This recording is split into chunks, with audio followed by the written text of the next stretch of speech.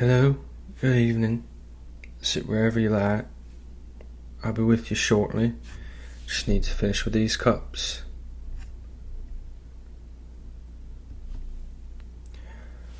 Alright, what can I get for you to start? Water? Maybe some coffee to help keep you awake if you've got some more driving to do. Alrighty, I'll be right back with some coffee and some water. Would you like a menu to order some food? Alright, here's your menu. I'll be right back. Alrighty, here you go. If you need a few minutes before... Well, we have the usual breakfast options. Eggs, bagels, pancakes, waffles, French toast, sides of bacon, sausage. We also have oatmeal or cereal, as well as some fruit if you like that. Well, I either go all in on a full stack of something or get a bit of a sampler special sort of thing. I know the question is usually pancakes or waffles, but people sleep on French toast in my opinion. Given the choice of the three, I go with French toast more than the other two. They're all delicious though, albeit many would argue they shouldn't exactly be eaten right after getting up in the morning. That doesn't quite apply to you right now though. Shouldn't stop you from ordering any of those if you want them. In the end, I most often go with a short stack of French toast, 2 eggs, either scrambled or sunny side up, plus a side of bacon. Maybe a nice glass of orange juice. Starting to get a little hungry myself right now. Go ahead, take your time.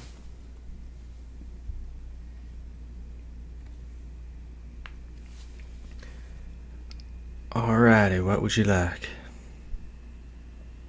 Yep.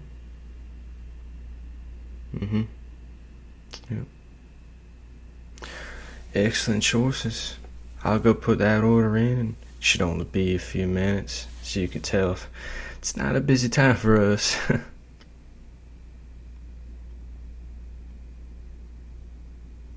Okay, here you are. You must be in the middle of quite a long drive for you to refuel like this. Oh, I know how that goes all too well. I've made so many long drives I've probably forgotten some. However, I always love doing exactly what you're doing right now. Stopping at a late night diner and wolfing down some classic diner breakfast food. Fond memories. My apologies. Kinda spaced out there for a moment, didn't I? Sorry about that. If you need anything else, like a refill on your coffee, just let me know. Alright, enjoy. Yes? Coffee? Of course. Just made a fresh pot. Was thinking of pouring myself a cup, honestly. Could probably use to pick me up too. Well, I typically come in around 8 or 9 p.m. and work until about 3:30 or 4. It's around the time we have more servers coming in to get ready for morning rush hour customers. I'm kind of a night owl anyway. I've worked a couple server jobs before, but never the overnight shift. I like people. I'm good with people, so I've always been wanting to grab the prime rush hour shifts. Gets the juices flowing, you know. Rush of being busy and all that. Well, it's definitely not for everyone. You can tell pretty early on, you know, when a new hire isn't gonna pan out. It's not that they fold under pressure or what's the saying? If you can't stand the heat, get out of the kitchen. Something like that. You just have it or you don't. No fault of yours if you don't.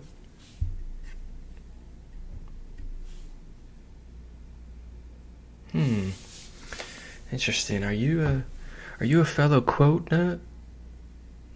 Nice. I fancy myself a kind of quote connoisseur, if you will. Words can really put things into perspective for you sometimes. Same with stories. I had an aunt who always had a story to tell. Some of them even seem to be true sometimes. Oh, well, that's awfully nice of you, thank you. So, on this drive of yours alone, been there many times. Like I said, I've had many crisscrosses driving around this country. In the whole world, really. Most of them by myself. It's alright. Sometimes a good long drive by yourself is almost a meditative experience. Not that I've been closing my eyes and meditating while driving, believe me. I remember one time I went for a drive during the summer between my freshman and sophomore years of college. I was feeling real lost. I wasn't doing well educationally, physically, mentally, all of the these. It helped me realize what I needed to prioritize in my life. Now, I don't mean to pry, and feel free to not answer, but what kind of drive are you on?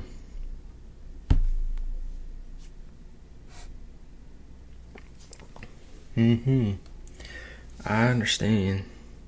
So, you're leaving behind something bad and looking for something good. Well, I applaud you for recognizing the need for change, and even more so for actually doing it. I've known people who recognized the need for change and never did anything, as well as people who could never tell that's what they needed in the first place. It never went well. Ignorance can be bliss, I suppose, but here's what I would say to a friend who knew they needed a change but didn't go through with it. If you spend your life focusing on darkness, it will consume you forever. But if you spend your life looking for the light, you will come to a better place.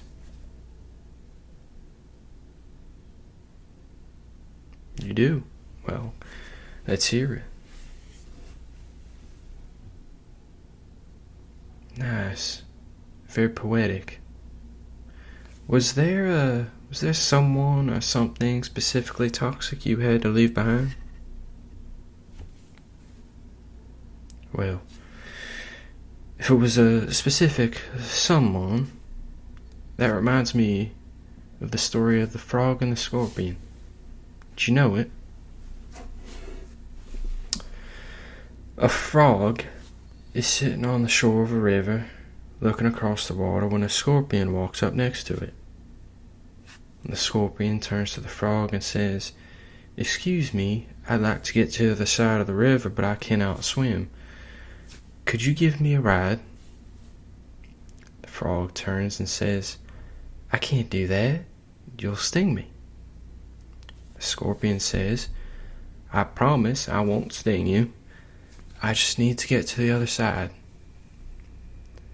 The frog thinks it over and finally relents. The scorpion hops on the frog's back and they begin making their way across the river. Halfway across, the scorpion stings the frog. The frog yells, "Why'd you do that? Now we're both gonna drown." The scorpion says, "I can't help it. I'm a scorpion." Sometimes toxic people just can't help themselves. I commend you for getting out while you can. Me, I've I've never really stayed anywhere long enough to get caught on anything. Well, except after, I left in the first place, that is. I'll tell you this. I grew up where it was so flat, it looked like you could see forever. But there was nothing ever to see. So I made it my life goal to go everywhere I thought there was something to see. Had to work a bunch of odd jobs like this one and just to make my way. I always had just enough to get by, but I've done it. Reminds me of another story. You know the one about the thirsty crow? Alright, so after flying a long distance, the thirsty crow was wandering a small town looking in search of water. Finally, the crow found a pot sitting outside a house, half filled with water. The crow dropped down and tried to drink from it, but its beak wasn't long enough to reach the water inside the pot. The crow saw to the side of the pot a pile of pebbles. One by one, the crow dropped pebbles into the pot. Eventually, water started creeping up towards the rim of the pot, and the crow finally was able to reach the water and quench its thirst. What'd you think of that one?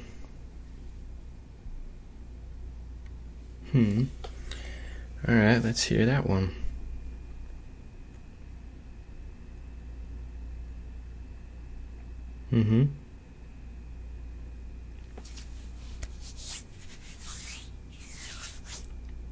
I see. Yes. Well, that just goes to show there's always a solution to a problem, and sometimes there's more than one solution. Now, that makes me want to circle back to you and this trip of yours.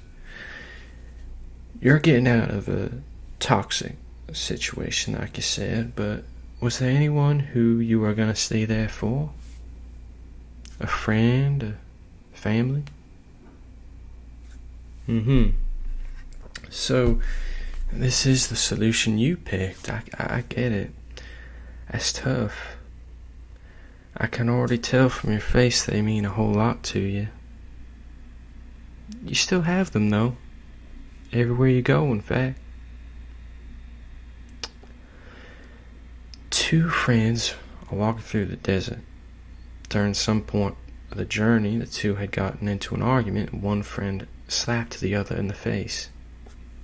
The one who got slapped was upset, but without saying anything, turned around, wrote in the sand, "Today my best friend slapped me in the face." They kept walking until they found an oasis where they decided to go for a swim. The one who had been slapped got stuck in the mire and started drowning. But the friend rushed over and saved them. After recovering, the one who was saved got up, walked over to a stone and wrote in it, "Today my best friend saved my life." The friend who had both slapped and saved them walked over and said, "After I hurt you, you wrote in sand, and now you wrote in stone. Why?" The other friend turned to them and said, "When someone hurts us, we should write it in sand where winds of forgiveness can erase it away. But when someone does something good for us, we must engrave it in stone where no wind can ever erase it."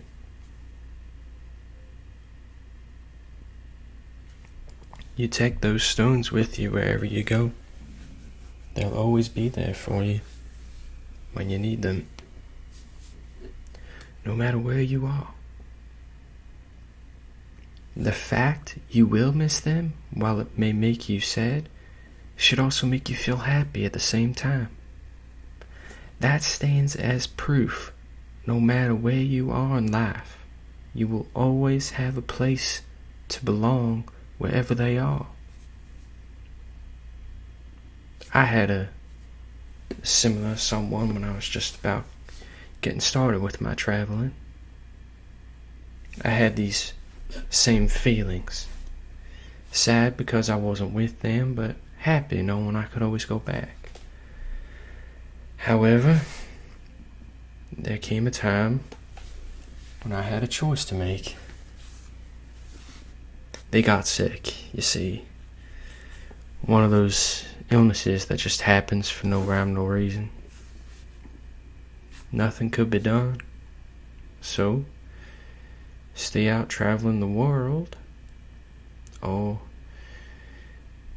come back to where it all started. I loved what I was doing, but there was never any doubt in my mind what the right choice was. I came back. We are always optimists when it comes to time. We think there will be time to do things with other people and time to say things to them. Well, I never want to be the one who ran out of time.